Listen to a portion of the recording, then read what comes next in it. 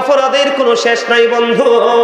আপনি আমাকে প্রশ্ন করেন, বলে হুজুর আমার জীবনে এত বেশি অন্যায় করেছি, এত বেশি অপরাধ করেছি, এখন আমি কি করব? আমাকে একটা রাস্তা দেখায় দেন। আপনি যদি মনে করেন অপরাধী, আপনি যদি নিজেকে মনে করেন অপরাধী, তাহলে মনে করব আপনার কলিজার মধ্যে আল্লাহ নবীর প্রেম ঢুকেছে। আপনি প্রেম ঢোকার পরে আপনি শান্তি পেয়েছেন।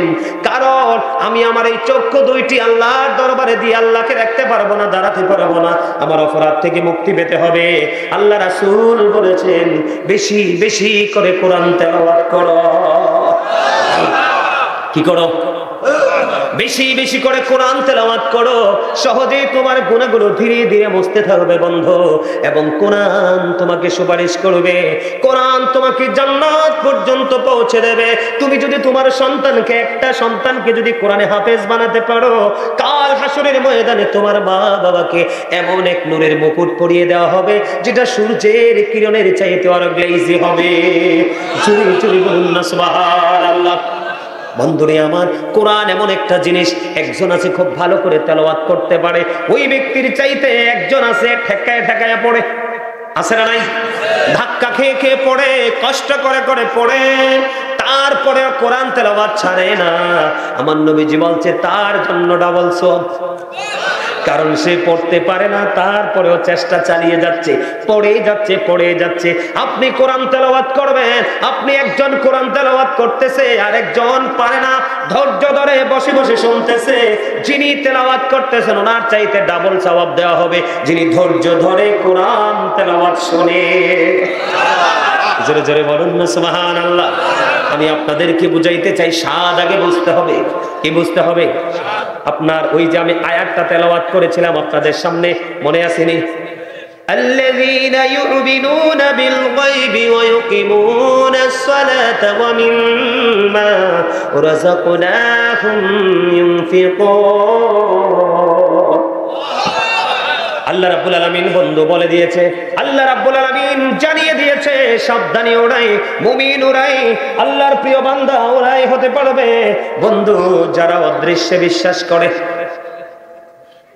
এবং সালাত কায়েম করে। সবচেয়ে বড় মজার জায়গা হলো অমিম্মা রাযাকনাহুম ইউনফিকুন। আল্লাহ রাব্বুল আলামিন বলে দিয়েছে, আল্লাহ যে আপনাকে আমাকে দৌলত দিয়েছে, মাল দিয়েছে, সম্পদ দিয়েছে, তা থেকে দান করে। সাবধানী কারা? ওরা যারা গায়েবের কে বিশ্বাস করে এবং সালাত। আল্লাহ বলেছেন আমি যে সম্পদ দিচ্ছি তা থেকে দান। এখন আপনারা কি দান করেন না? নাকি করেন না? করবেন না? এ মসজিদের জন্য করবেন নি? ওমা জিটা তো এক কোনা দিয়ে আইছে, আরেক কোনা দিয়ে এনো। ইনশাআল্লাহ করব। কে কে করবেন হাত তোলেন। ডরাইতেছে ডরাইতেছে ডরাইতেছে। আমি কি কমু যে আপনার বিবির কানের ঢুল বেচা দেন? আমি কি বলবো যে আপনার ঘরে যেই মূল্যবান সোনা আছে বা সম্পদ আছে ওটা বিক্রি করে দেন? আমি কি সেটা বলবো? তা হাত তুলতে ভয় কিসে? এই আজকে জান্নাতের বাগানের চারপাশে রহমতের ফেরেশতারা ঘেরাও করে রয়েছে। আমার দিকে তাকান, আমি কি বলি শোনেন। বুখারী শরীফের মধ্যে আসছে একটা হাদিস, অত্যন্ত চমৎকার। আপনারা তখনই বুঝবেন যে আসলে আমাদের জীবনে কম বেশি দান করার দরকার আছে না নাই। আমাদের এখন পেয়ারা গাছে পেয়ারা কিন্তু ইনটেক দেখা যায়, কিন্তু ভিতরে ফোকা। কথা কয় না? গাছে দেখবেন ইনটেক বড়ুই কত সুন্দর পেকে আছে, কিন্তু বড়ুর মধ্যে কি পাকাইয়া মন মতো করে খাওয়ার। গত বছর দেখছি আমার বাবা কাঁঠাল কিনে আনছে বাজার থেকে, কাঁঠালের কোষের মধ্যে পোকা আছে না নাই? সব জিনিস এখন, আগে আমরা বাংলা কলা, চাম্পা কলা গাছ থেকে পাইরা খাইছি। এখন আপনারা দেখছেন কিনা জানেন, আমি পাইছি কলার মধ্যেও দেখা যায় যে পোকা কি করে। আপনারা পাইছেন কিনা জানি না। আপনারা দেখবেন কলার মধ্যে কি আছে, পোকা আছে। এটার কারণ কি জানেন? গত বছর দেখছেননি অগ্রহণ মাসে ধান কাইটা মানুষ ঘরে উঠাবে, এই সময় দেখছেননি বৃষ্টি এসে সব। কয়দিন আগেও তো বৃষ্টি হয়েছে, এই সময় কি বৃষ্টি হওয়ার কথা? আপনারা মুরব্বী চাচারা বলেন, এই গত কয়দিন আগে যে বৃষ্টিটা হয়েছে ওই সময় কি বৃষ্টি হওয়ার কথা? এই সময় চর অঞ্চলে মাঠে আপনার শাক সবজিতে ভরপুর থাকে। গরুও তো এই সময় কপি খায় নাই। আমি ছোট থাকতে দেখছি গরুও কপি খায় নাই, আর এখন আমরা মানুষে খাইতে পাই না। কেন? জমিনের ফসল নষ্ট হয়ে যাচ্ছে। হচ্ছে কি হচ্ছে না? এই জন্য আমাদের সবকিছু কি হয়ে যাচ্ছে। আর আমাদের কাছে খাবার পর্যাপ্ত থাকলেও আমরা খেতে পারতেছি না। তার কারণ হচ্ছে একদিকে জমিনে ফসল নষ্ট হচ্ছে, আর জমিনে ফসল যদি নষ্ট না হয় আপনি আমি নিজেকে নষ্ট করে ফেলছি। যেমন ডায়াবেটিস রোগ বডিতে ঢুকে গেছে, আপনি আমি চাইলেও কিন্তু কি করতে পারি না, আপনি আমি চাইলেও কি করতে পারি না। সামনে খাবার থাকলে আমরা খাইতে পারি না, পারি? কথা বলে না, পারি? আমাদেরকে দেখান বন্ধু। এক পথচারী, বুখারী শরীফের মধ্যে এসছে হাদিস খানা, এক পথচারী এক বিশাল পাহাড়ের উপর দিয়ে হাঁটে। ও বন্ধু, হাঁটতে হাঁটতে হাঁটতে হাঁটতে তিনি কোন গন্তব্যের দিকে যাচ্ছে হাদিস শরীফের মধ্যে এসেছে, আপনারা খেয়াল করবেন। হাঁটতে হাঁটতে হাঁটতে হাঁটতে সামনের দিকে যায়, হঠাৎ করে বন্ধু পথিমধ্যে গায়েব থেকে একটা আওয়াজ আসলো, অমকের জমিনে পানি দাও।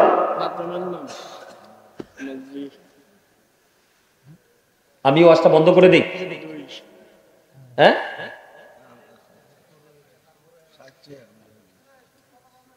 আপনার এখানে যারা বসছে ওরা দিবে তো? আমার মনে হয় আমার চেয়ে বেশি তারা আপনাদের কারোরই নেই। আপনি আজকে মাহফিল করে ঘরে ঘুমাবেন, আর আমি প্রত্যেকদিন ডিউটি করতে হবে, কিন্তু আমার মধ্যে কোনো তাড়াহুড়া নাই, আমার মধ্যে কোনো টেনশন নাই। আপনারা কোন তাড়াহুড়া করতেছেন তো বুঝতেছেন? বেয়াদবি তো কথাগুলো কোরআন এবং হাদিসের। আমার মন কথা একটা কথা বলছি আমি এখানে, যে আমি এটা করেছি, আমি ওটা করেছি, আমার এই ক্রেডিট আছে, আমার এই গুণ আছে, এটা একবার বলছি। আপনার দুইটা লাগবে। কয়টা লাগবে? মানুষগুলোকে আগে মজা বুঝাইতে হবে, এটা স্বাদ কত, মজা কত। তখন ডোল থেকে বস্তা ভরা ধান এনে মসজিদে দিয়ে দিবে। আমি যখন মসজিদ করছি আমি চিনিও না, জানিও না, আমি আমার জায়গায় আমার গ্রামে চলে গেছি রে ভাই। মানুষ তো চলে যেয়ে ফোন দিছি, আমি হঠাৎ করে ফোন রিসিভ করছি, বুঝছেন? ফোন রিসিভ করার পরে বলতেছে, হুজুর আপনি একটা মসজিদ করতেছেন, আমি জানতে পেরেছি, আপনার মসজিদে কিছু টাকা দিব। আপনি কোথায়? আমি তো অমুক জায়গায়। হুজুর টাকা দিব কার কাছে? আপনি এত দূরে চলে গেছেন, তা আমার একটা কাকা আছে, আমি কই কাকার কাছে দিয়ে আসেন। ওই যে মজা বুঝছে, আমি কে, আমার বাড়ি কই, ঘর কই, সেটা ওনার দেখার বিষয়। ওনার দেখার বিষয় হলো মসজিদ হচ্ছে, মসজিদে আমার 2 টাকা লাগাইতে হবে। ওনার মিশন হচ্ছে ওইটা। কি আমার বাড়ি কই, ঘর কই, আপনার মসজিদে আমার হক আছে, আমার মসজিদে আপনার হক আছে। পৃথিবীর প্রত্যেকটা মসজিদ প্রত্যেকটা মুসলমানের জন্য ওপেনিং। যদি কোন মুসল্লি বলে যে আমার মসজিদে অমুক গ্রামের মানুষ নামাজ পড়তে পারবে না, এই মসজিদে নামাজ হবে না, তাইলে আপনারটা তো আমার হক, আমারটা তো আপনার হক। বুঝতে পারছেন? শুধু বুঝেন, আমরা শক্ত হওয়ার কারণে আমাদের উপরে কত গজব। আর ওই পাহাড়ে যে পথ চলতেছে, ওই ব্যক্তি দৃশ্য দেখেছে কত মজার জিনিস। এগুলো আজকের জন্য বলছি না, চিরজীবনের জন্য শিক্ষা হিসেবে রাখবেন। বন্ধু পথচারী পাহাড়ের চূড়া দিয়ে হাঁটছে, হাঁটতে হাঁটতে হাঁটতে হাঁটতে হঠাৎ তিনি গায়েব থেকে আওয়াজ আসলো, অমকের জমিনে পানি দাও। পথচারী হঠাৎ করে দাঁড়িয়ে গেলেন। দাঁড়িয়ে যাওয়ার পরে এবার তিনি দেখতে পাইলেন বন্ধু এক আশ্চর্য ধরনের বৃষ্টি। বৃষ্টিটা নির্দিষ্ট একটা সীমার মধ্যে পড়তেছে। ওখান থেকে বৃষ্টির পানিটা নির্দিষ্ট একটা জায়গা দিয়ে নিচে নালার দিকে চলে যাচ্ছে। নালার দিকে যখন বন্ধু পানিটা চলে যাচ্ছে, যিনি ওই পথচারী তিনি আশ্চর্য হয়ে গেলেন। কি আশ্চর্য ধরনের প্রেমের খবর! হঠাৎ করে শুনতে পেলাম গায়েব থেকে একটা আওয়াজ আসলো, অমুকের জমিনে পানি দাও। আর তৎক্ষণাৎ কালো মেঘ জমলো, বৃষ্টি শুরু হলো।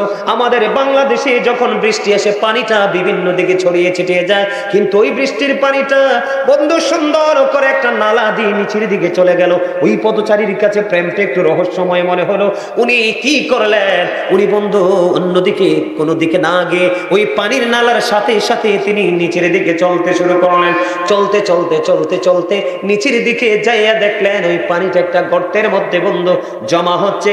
আর একজন ব্যক্তি তিনি কি করছে, বেলচা দিয়া পানিটা উঠাইয়া উঠাইয়া ওনার ওই জমিনের মধ্যে দিচ্ছে।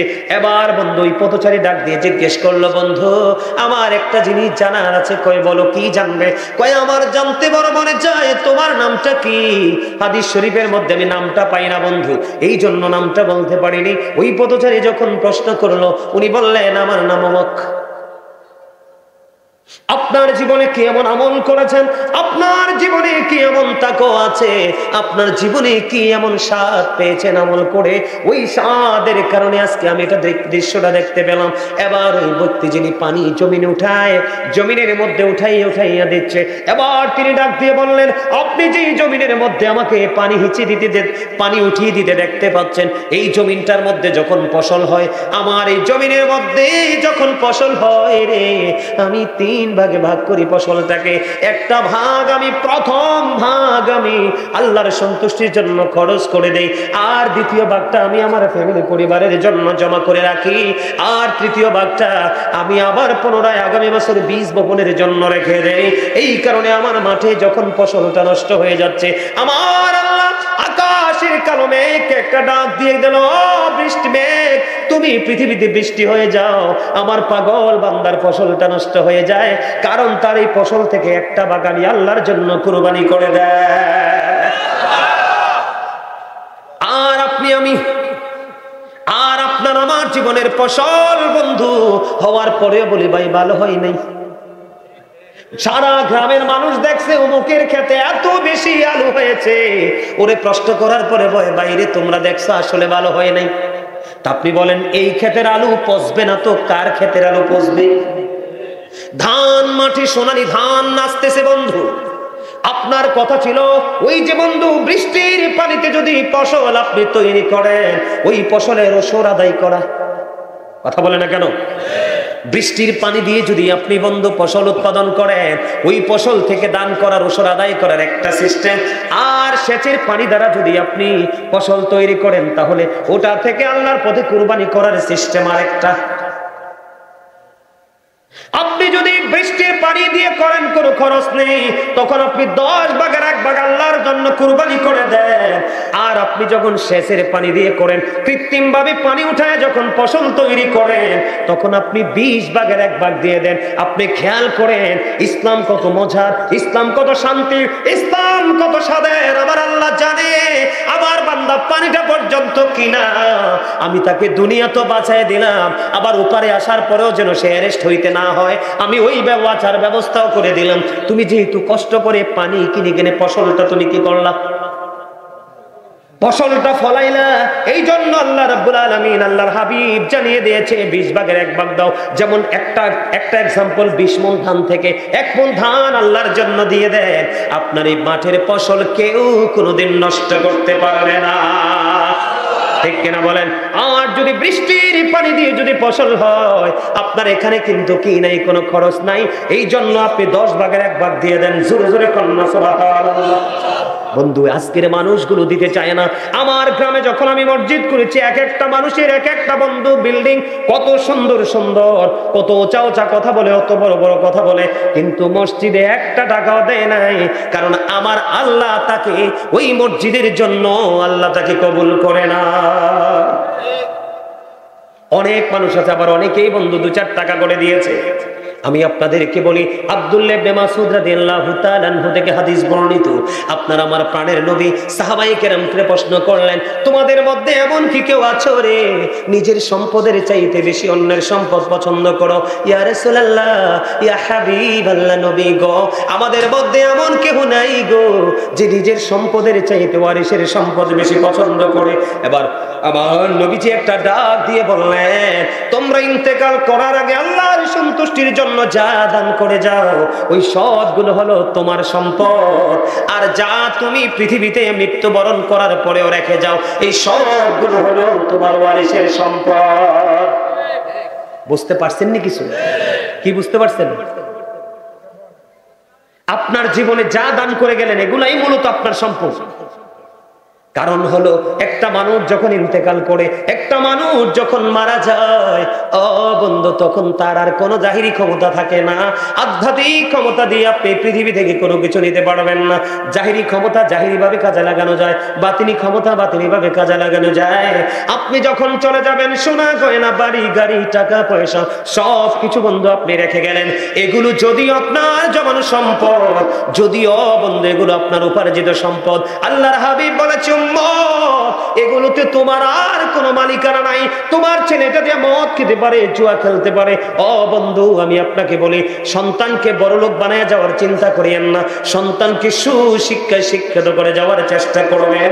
কারণ সুশিক্ষার চাইতে, ন্যায় পরায়ণতার চাইতে, আদবের চাইতে উত্তম সম্পদ কোনো পিতা মাতা তার সন্তানকে দিতে পারে না।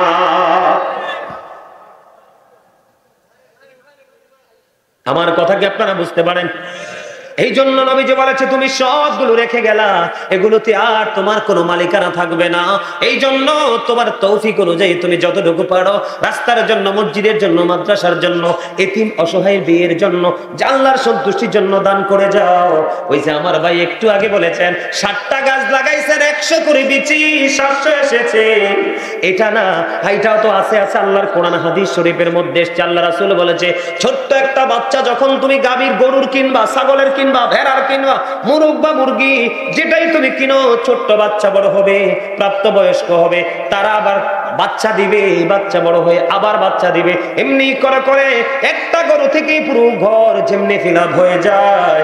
তোমার জীবনের একটু দান তুমি কাল কিয়ামতের দিন ওই গৃহপালিত পশুর ঘরটা যেমনি ভরে গেল, তুমি তোমার আমল নামায় ওই দানের সওয়াব পেরম পাহাড় পরিমাণ পাবে। ওটা উসিলায় তোমার ফয়সালা হবে জান্নাত। আমি আপনাকে বলি, এই যে আমার সামনে কোরআন শরীফ খুলে আমি সময় নষ্ট করব না। কোরআন শরীফের 19 পারা সূরা শুআরা 88 নম্বর আয়াতে আল্লাহ বলেছেন, ইয়াউমা লা ইয়ানফাউ মালু ওয়ালা বানুন। আমি কিন্তু আজকে বন্ধু দানের ওয়াজ করবো সেই প্রত্যাশা নিয়ে আসে নাই, কিন্তু আসার পরে দেখলাম আমার এই মসজিদটা বন্ধু এটার চাইতে ভয়ঙ্কর ছিল। মানুষ ভয়ে ঢুকতো না নামাজ পড়তে, কিন্তু গ্রামের মানুষ একটার পর একটা বিল্ডিং বানাচ্ছে, ছেলেদের একটার পর একটা বিদেশ পাঠায় রে। ওই মসজিদ করার জন্য কারো মনের মধ্যে কোনো দরদ ছিল না। আমি ওদম গুনাহগারকে আল্লাহ গিয়েছে গোলামি করার তৌফিক দিয়েছে। এই জন্য আমি আপনাদেরকে বলি বন্ধু, আপনাদের করা উচিত। আল্লাহ রাব্বুল আলামিন কোরআন শরীফ 19 পারা সূরা শুআরা 88 নম্বর আয়াতে বলেছে, ধন সম্পদ, সন্তান সন্ততি সেই দিন কোনোটাই আপনার কোনো কাজে লাগবে না। আজকে মানুষ মসজিদে দিতে চায় না, ছেলের জন্য রাখতে চায়, মেয়ের জন্য রাখতে চায়। আল্লাহ রাব্বুল আলামিন বলতেছে, এগুলো তোমার কাল হাসরের দিন কোনো কাজে আসবে না। আল্লাহ ইসলাম কত সুন্দর, মজা বুঝে নেন আগে। মজা না বুঝলে, স্বাদ না বুঝলে বন্ধু আর চলবে না। হযরতে আমার নবীজি একজন সাহাবী অসুস্থ, সাহাবীটাকে দেখতে গেলেন আপনার আমার প্রাণের নবী। দেখতে যখন গেল গো, দেখতে যাওয়ার পর ওই সাহাবী একটা ডাক দিয়ে বললেন, ইয়া রাসূলুল্লাহ, আমি বলি আপনাদের কি ইসলাম কত মজার জিনিস, কত স্বাদের জিনিস দেখেন। এবার সাহাবী ডেকে ডেকে বললেন, ইয়া রাসূলুল্লাহ, ইয়া হাবিবাল্লাহ, নবী গো, ও প্রাণের নবী, আমার যে সম্পদ আছে আমি সবগুলো আল্লাহর পথে কুরবানি করে দিব। আমার নবীজি বললেন না। ওমা সুবহানাল্লাহ কোন কি মজা দেখেন না। আমার নবীজি বললেন না, ইয়া রাসূলুল্লাহ, ইয়া হাবিবাল্লাহ, নবী গো, ও প্রাণের নবী গো, আমি যদি পুরোটা নাই দেই গো নবী, আমি অর্ধেকটা বিলিয়ে দিব। আমার নবীজি এবারও বললেন না। নবীজি বললেন না। আপনাদের মনে প্রশ্ন আসতে পারে, বলে হুজুর পুরোটা সময় নবীজি বললেন না, অর্ধেকটার সময় নবীজি বললেন না, কেন গো, কেন? আমার নবীজিকে আবার ওই সাহাবী বললেন, ইয়া রাসূলুল্লাহ, নবী গো, তাহলে 1/3, তার মানে 3 ভাগের 1 ভাগ। আমার নবীজি বললেন, হ্যাঁ, এটা দিয়ে দাও, এটা তুমি করতে পারো।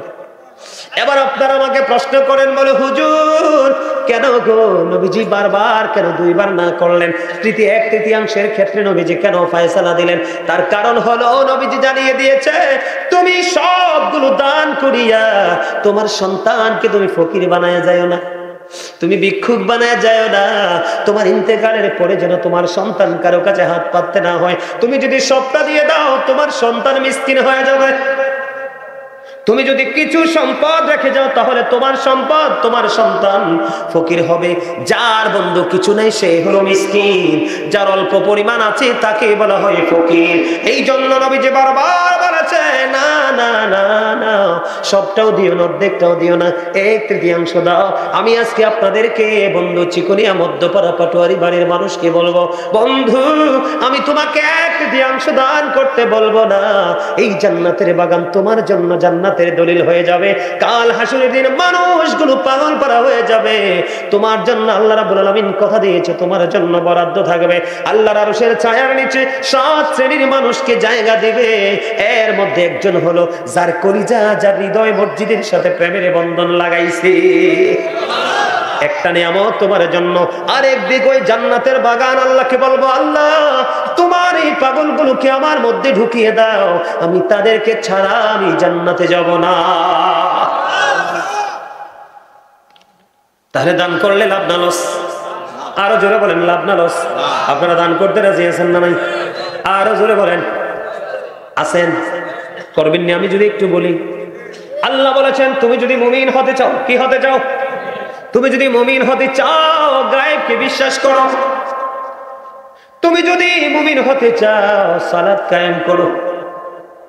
তুমি যদি মুমিন হতে চাও আমি যে দৌলত তোমাকে দিয়েছি, ওমিম্মা রাযাকনাহুম ইনফিকুন, তুমি যদি মুমিন হতে চাও আমি যে দৌলত দিয়েছি তা থেকে তুমি কি করো?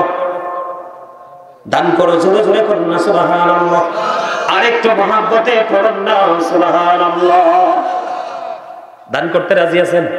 তাহলে সর্বপ্রথম আপনি কে আছেন? সর্বপ্রথম বলে হুজুর আল্লাহর ঘর এই জান্নাতের বাগানের জন্য আমি দিব, তবে অনুরোধ করব সর্বোচ্চটা দেওয়ার চেষ্টা করবেন। কালাম কন্ট্রাক্টর, কালাম কন্ট্রাক্টর 600 ফিট বালু দিবে। আল্লাহ আমার ভাই কালামকে তুমি কন্ট্রাক্টরকে কবুল করো, তার জীবনের গুনাহ মাফ করো, হায়াতের মধ্যে তুমি বরকত দিয়ে দাও, মনে যত আশা সব আশা তুমি পুরো করে দাও। জোরে কোন আমিন। তোমার কন্ট্রাক্টরের ওয়াইফ গতকালকে ইন্তেকাল করেছে, ইন্না লিল্লাহি ওয়া ইন্না ইলাইহি রাজিউন। আল্লাহ আমার ভাইজান ওনার ওয়াইফকে তুমি জান্নাতের উচ্চ মাকাম দান করো।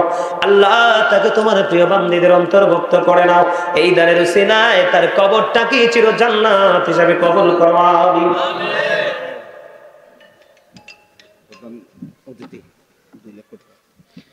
আজকের মাহফিলের প্রধান অতিথি জনাব মোহাম্মদ গোলাম হোসেন রিপন সাহেব, প্রতিষ্ঠাতা সভাপতি।